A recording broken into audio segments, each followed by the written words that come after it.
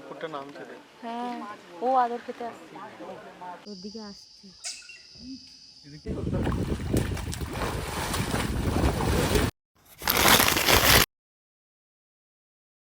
মাগদিজনে safari করে মনটা বেশ ভালো হয়ে গেছে, কিন্তু শরীরটাও ঠান্ডা করতে হবে, তাই জলে নেমে পড়া। আজকে আমি নামিনি এই রোদের ভয়ে, আমি আগেই স্নান করে নিয়েছি। আজকে এই 3 পাগল ওরা রোজ সুইমিং পুলে স্নান করবে, নেমে গেছে। পাবো নাকি কি তবদা? রোজ পাবো এগুলো মজা তো। আমি তো আসছিলাম না, ঘুমাচ্ছিলাম, দিম্পুই বললো চল। সে ঠিক আছে, আমি একটু বেশি ন্যাকা। তুই ন্যাকা না, তুই সুইমিং পুলেও ডুবে যাওয়ার ভয়। আর আমরা তো নেই, আমি যদিও কিছু করতে পারি, ওরা তো আছে। এখানে ওরা সাঁতার কম্পিটিশন করতে যাইছে।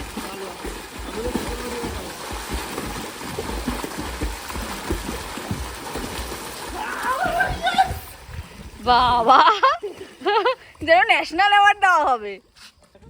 ভাই যেহেতু সাঁতার কাটতে পারে না, তাই ভাই ওদের দুজনকে দেখাচ্ছে ভাই কিভাবে জলে চলাফেরা করবে।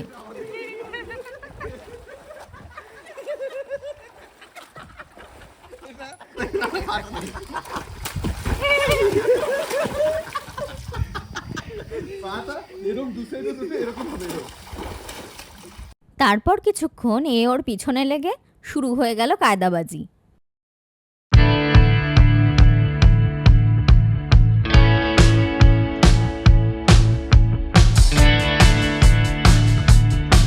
স্নান করে আমরা চটপট খেতে চলে গেলাম, যেটা ছিল আমাদের রিসর্টের ঠিক পাশেই। আমরা এখানে ভাত খাচ্ছি না, কালকেও ভাত খাইনি, আজকেও খাবো না, রোজ রুটিই খাচ্ছি। আজকে নিয়েছিলাম রুটি, মশলা পনির, আলুর দম আর স্যালাড।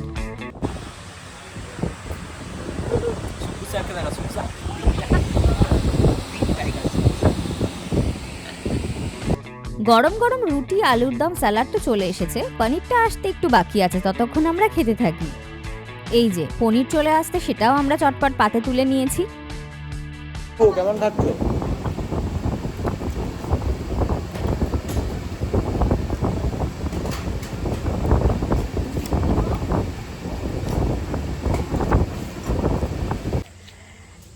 এখন 3:20 বাজে, দুপুর 3:30 থেকে আবার দুপুরের সাফারিটা। আমরা তো সকালের সাফারিতে এত ভালো এক্সপিরিয়েন্স করেছি, তাই দুপুরবেলা আবার যাচ্ছি, আরও বেটার কিছুর অপেক্ষায় আছি। দেখা যাক কি আছে কপালে, এটাই সব কিছু। আর ভগবান যা চায় তাই দেখাবে, হোপ ফর দ্য বেস্ট। আর চলো যাই, আমাদের সাথে তোমরাও এক্সপিরিয়েন্স করো। সবাই রেডি, ভাইও দাঁড়িয়ে আছে, তপ ওইদিকে চলে যাচ্ছে, ডিম্পু এদিকে কথা বলছে। আসলে আমরা গাড়ির অপেক্ষায় দাঁড়িয়ে আছি, গাড়ি আসবে, উঠবো আর যাব। যাত্রা আমাদের শুরু হলো, ইয়ে! আর কেউ কিছু করছে না, বাহ। সকালের মতো আবার আমরা চলে এসেছি টিকিট কাউন্টারের মধ্যে। এখন এখান থেকে আমরা গাইডকে নেব আর তারপর আবার গেটের ভিতরে ঢুকবো। আমরা এখন টালা গেটের ভেতরে ঢুকছি। গাইড এখনো আমাদের সাথে আসেনি, হয়তো এই গেটের ভেতরেই আমাদের জন্য অপেক্ষা করছে। শুনেছি টালা জোনের সৌন্দর্য চোখে দেখার মতো, সে ভোলা যায় না। আমরা মাগদি জোনের অপরূপ রূপ দেখেই মজে গেছি। টালা জোনে আর কি কি অপেক্ষা করছে সেটাই দেখার।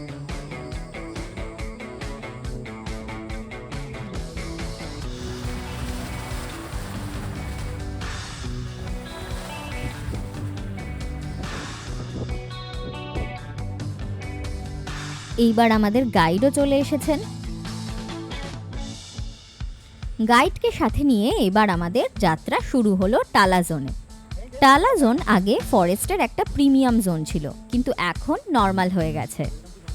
গেটের সামনেই জলে চাকা ধুয়ে আমরা প্রবেশ করলাম টালা জোনে।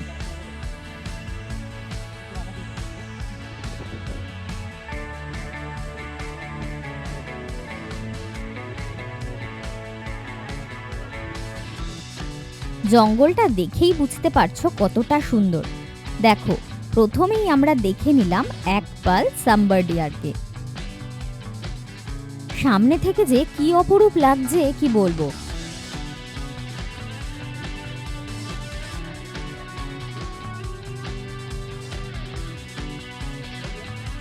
টালার জোন দেখে তোমরা বুঝতেই পারছো যে এটা আসলে একটা পাহাড়ি জোন।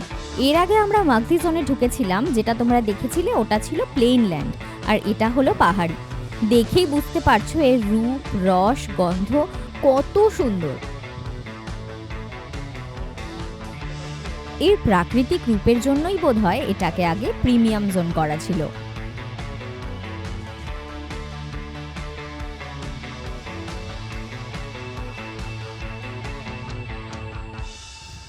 এবার একটা স্পটেড ডিয়ারেরও দেখা পেলাম। সামনে দেখো হরিণটা কিভাবে আমাদের গাড়ির দিকেই তাকিয়ে রয়েছে, দূরে ছুটে পালিয়েও যাচ্ছে না।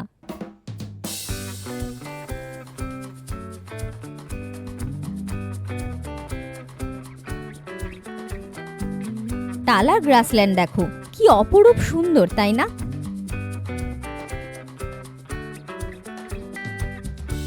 একটু পরেই দেখা পেলাম গ্রিন বি ইটারের। সে খালি গ্রাসল্যান্ডে তিরিং বিরিং করে উড়ে বেড়াচ্ছিল।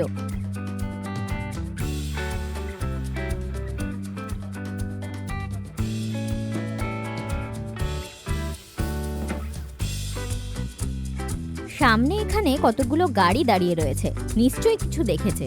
হ্যাঁ, দেখা যাচ্ছে কতগুলো বাইসন দাঁড়িয়ে রয়েছে।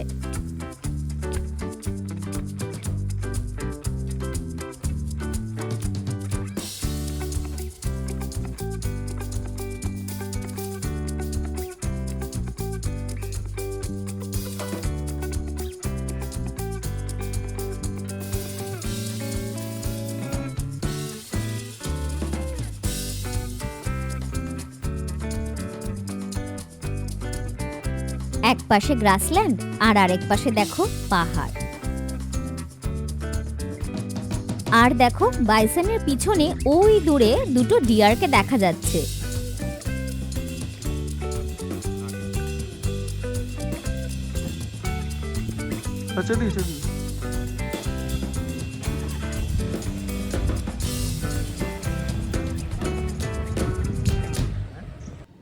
এই দেখো সামনে দেখা যাচ্ছে বান্ধবগড় পাহাড়, যেটা আমরা মাগধি জোন থেকেও দেখতে পেয়েছিলাম।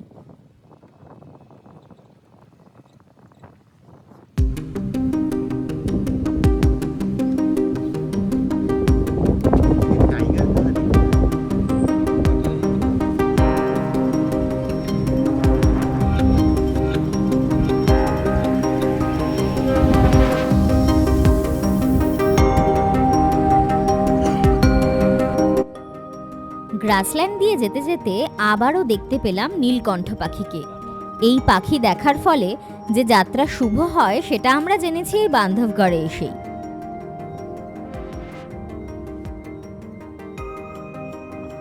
তাহলে নীলকণ্ঠ পাখিকে যখন দেখেছি তখন নিশ্চয়ই আবার বাঘমামাকে দেখব, কিন্তু এখনো পর্যন্ত কোনো সাইটিংয়ের খবর আসেনি, তাই কেউ কোথাও কিচ্ছু দেখতে পাচ্ছে না। তাই আমরা ভাবলাম প্রথমে আগে একটু বান্ধবগড় পাহাড়ে উঠি, সেখানে ব্রহ্মা, বিষ্ণু, মহেশ্বরের কিছু মূর্তি আছে, সেগুলোই আগে দেখে আসি। এত খাড়াই পাহাড় আর এত সরু জায়গা যে রীতিমতো আমার ভয় লাগছিল। যেহেতু আগে একবার অ্যাক্সিডেন্ট হয়েছে, সেই ভয়টা এখনো পুরোপুরি মন থেকে মুছে যায়নি।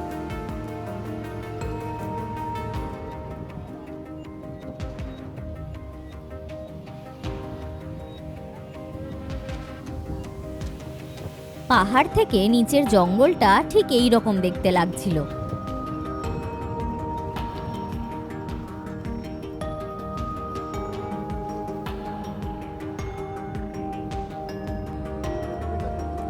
এরপর আমরা দেখতে পেলাম রেওয়ারের রাজার আস্তাবল।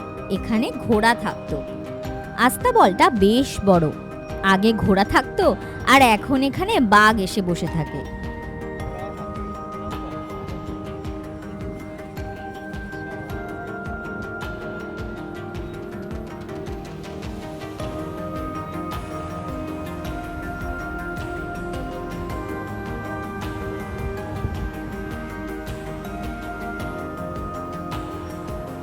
এইটা ছিল রাজামশাইয়ের কোর্টরুম, আর বাঘের বিচরণ তো সর্বত্র। দেখতে দেখতে আমরা কিছুক্ষণের মধ্যেই পৌঁছে গেলাম আমাদের গন্তব্যস্থলে।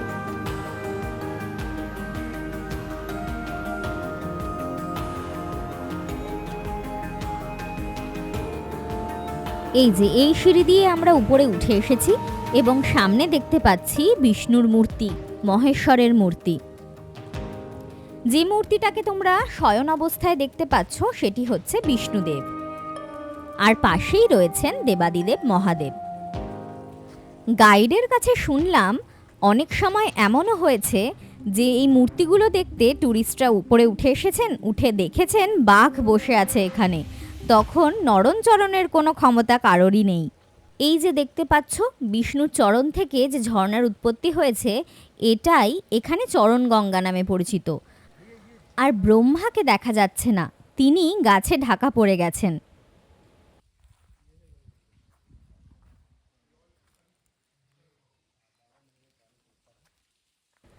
এই দেখো কি মজার দৃশ্য, মহাদেবের মাথায় কে বসে আছে। বান্ধবগড় পাহাড়ের মাঝামাঝি উঠেছি আমরা।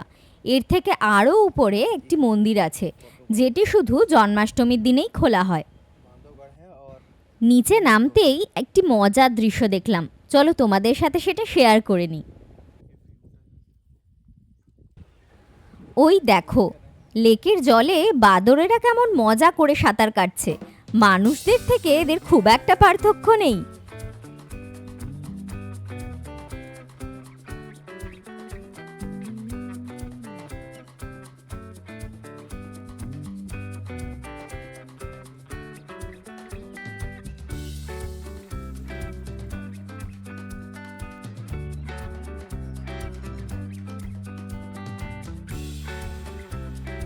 বাপ রে বাপ, কত হরিণ! এ যেন হরিণের মেলা লেগেছে।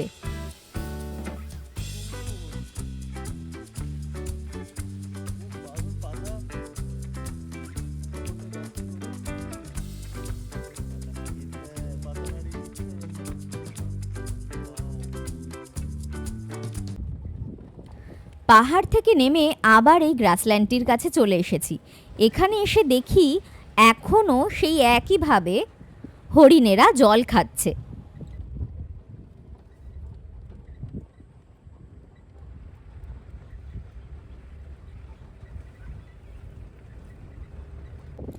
এতক্ষণে একটি ময়ূর দেখতে পেলাম। প্রায় অনেকক্ষণ হয়ে গেল, এখনো বাঘের দেখা নেই। এবার তো বাঘের খোঁজ করতেই হয়। শুনলাম এখানে সিনিয়র চক্রধারা নামে একটি বাঘ আছে এবং তার 4টি বাচ্চাও রয়েছে এবং প্রতিদিন সে দেখা দেয়, আর তাকে দেখার জন্যই আমরা এই পাহাড়ের কোলে এসে উপস্থিত হয়েছি। তার অপেক্ষাতেই আমরা সব দল বেঁধে এখানে অপেক্ষা করছি। কতক্ষণ অপেক্ষা করতে হবে কে জানে, আদৌ সে দেখা দেবে কি না তার ব্যাপার।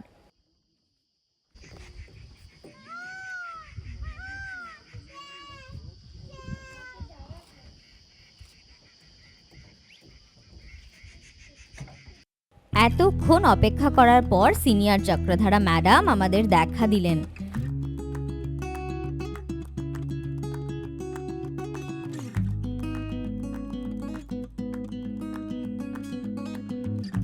তার একটি সন্তান তার কাছেই রয়েছে।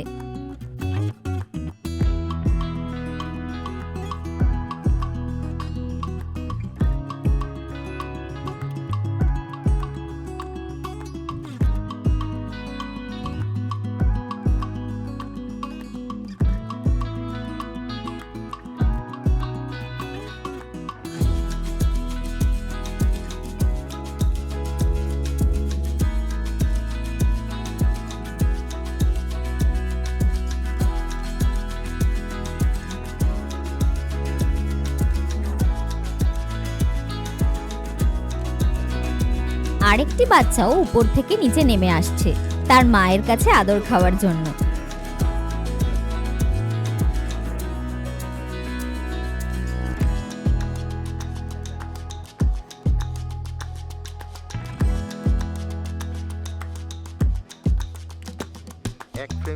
বেশ খানিকটা দূর থেকে ভিডিওটি করা হচ্ছে, তাই জন্য ভিডিওটি স্টেবল নেই, তার জন্য আমি ক্ষমা প্রার্থী।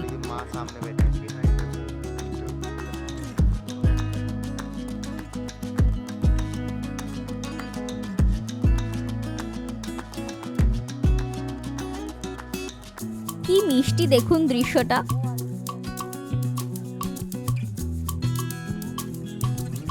যত ভয়ঙ্করী জীব হোক না কেন, সন্তানের কাছে সব মাই সমান। তারা সমান ভালোবাসে তাদের সন্তানদের।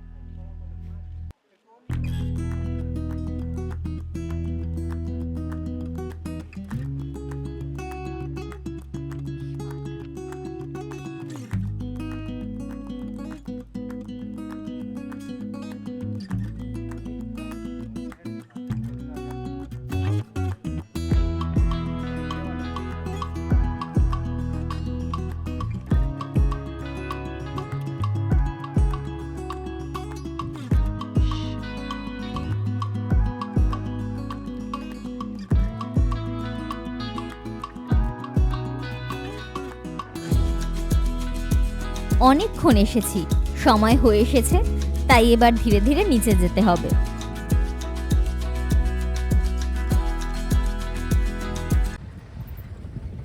এত মিষ্টি একটা দৃশ্য দেখে মন ভরে গেছে, ওখান থেকে আসতেই ইচ্ছে করছিল না। এখন রাস্তায় খুঁজতে খুঁজতে যাচ্ছি যদি আরও কিছুর দেখা পেতে পারি। জঙ্গলের তো প্রতি পরতে পরতে চমক।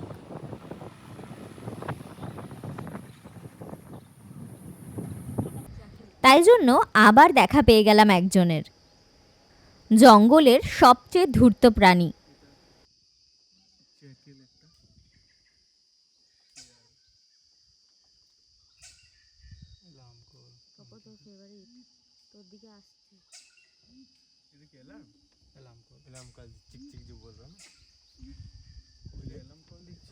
वैसे ये लेपर्ड के लिए होता है ऐसा। ये किसके लिए हो रहा है? लेपर्ड के लिए कॉल हो रहा है। फॉक्स के लिए? हाँ, फॉक्स नहीं, जैकल जैकल के लिए कॉल हो रहा है। लेपर्ड कॉलটা কিসের জন্য? लेपर्ड আছে তাই ওরা কল। না না, ওরা শিয়ালটার জন্য।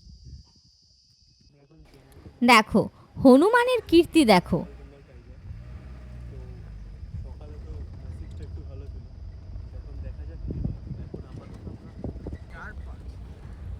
আলোও পড়ে গেছে, আমাদের সময়ও শেষ। আমরা এবার জঙ্গল থেকে বাইরে বেরিয়ে যাব।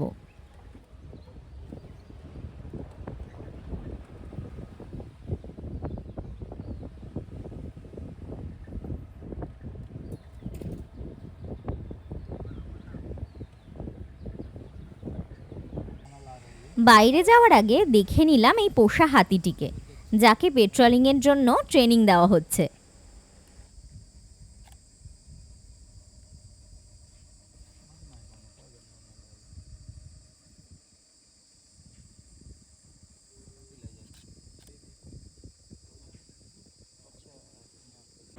বিকেলে সাফারি করে আমরা চলে এসেছি। একটা খুব সুন্দর দৃশ্য দেখতে পেয়েছি যে মা তাদের বাচ্চাদের সঙ্গে কীরকমভাবে টাইম স্পেন্ড করে। আমরা এটা মানে আশা ছিল মনে, মানে চেয়েছিলাম যে আমরা এটা দেখব, কিন্তু দেখতে পেয়েছি। কিন্তু একটু ছোট্ট ড্রব্যাক রয়েছে যে আমরা অনেকটা দূর থেকে দেখতে পেয়েছি। আরেকটু যদি কাছে হতো তাহলে আরও বেটার হতো, আরও পরিষ্কার দেখতে পেতাম। তবে এইটুকুই যে দেখেছি তার জন্য উই আর ব্লেসড। খুব খুব ভালো কেটেছে, সকাল আর বিকেল দুটোরই সাফারি ভীষণ ভালো কেটেছে। এখন কালকে তো ফিরে যাবার পালা, তো আজকের মতো এখানেই ব্লগটা শেষ করছি। আরে দাঁড়াও দাঁড়াও, ব্লগটা এখনো পুরোপুরি শেষ হয়নি, একটু তো বাকি আছেই। রাতে খেলাম পনির পরাঠা, টক দই আর আচার, তারপর বেরিয়ে পড়লাম আরও একবার রাতের জঙ্গলের অভিজ্ঞতা অর্জন করতে। বেরিয়ে পড়লাম না, জঙ্গলের ভেতরে ঢুকিনি, ওই রিসর্টের সামনের রাস্তাটাতেই ঘুরছিলাম। কিছু দেখি বা না দেখি, রাস্তাটা কিন্তু বড়ই রোমাঞ্চকর।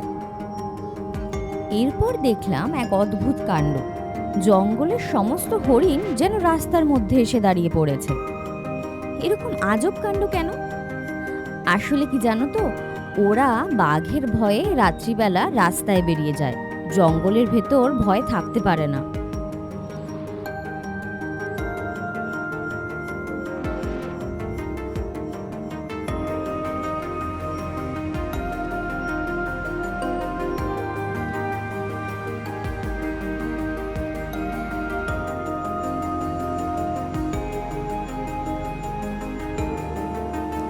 এদের দেখেই আজকে রাতের জার্নি শেষ। এখন সকাল 11টা বাজে, আমরা একটু পরেই বেরিয়ে পড়ব। আমাদের দুপুর 3টে থেকে ট্রেন। এখানকার মানুষগুলো ভীষণই ভালো। এনারা যে আমাদের এত সুন্দর অভিজ্ঞতা দিয়েছে তার জন্য অনেক ধন্যবাদ। যদি কেউ এই রিসর্টে থাকতে চাও, আমি তার ডিটেলস আমার এই ভ্লগের ডেসক্রিপশনে দিয়ে দেব। ফিরে যেতে একদমই ইচ্ছে করছিল না, মনে হচ্ছিল আরও কটা দিন এই বান্ধবগড়েই থেকে যাই। এত ভালো অভিজ্ঞতা এর আগে আমাদের কখনো হয়নি। উপরন্তু এই জঙ্গলটাকে আমরা কেউই ভুলতে পারছিলাম না।